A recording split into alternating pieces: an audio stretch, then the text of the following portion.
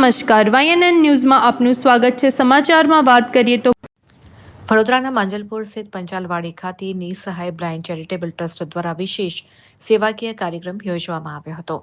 સંસ્થા દ્વારા દર મહિનાની જેમ આ મહિને પણ આશરે 60 જેટલા પ્રજ્ઞાચક્ષુ અને દિવ્યાંગ લોકોને આખા મહિનાની રાશન કીટનું વિતરણ કરવામાં આવ્યું હતું।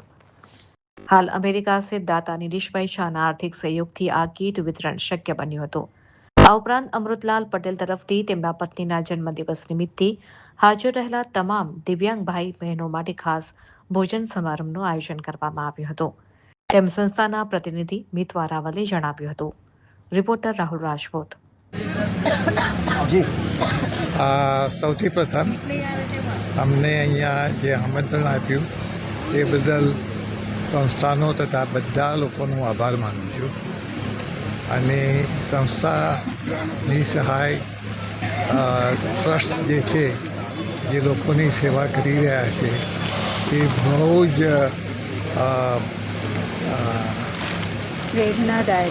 પ્રેરણાદાયક છે।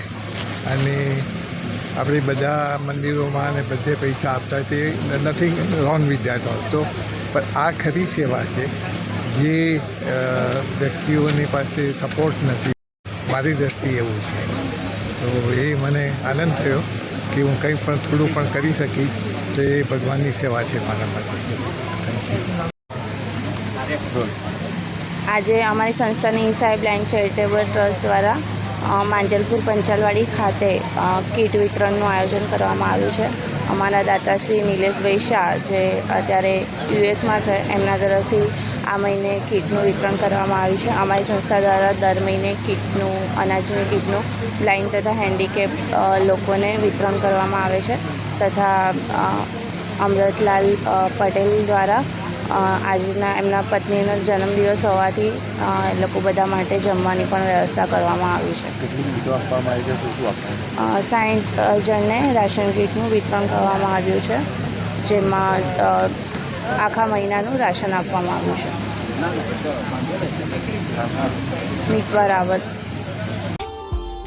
Subscribe now and press the bell icon. Never miss an update.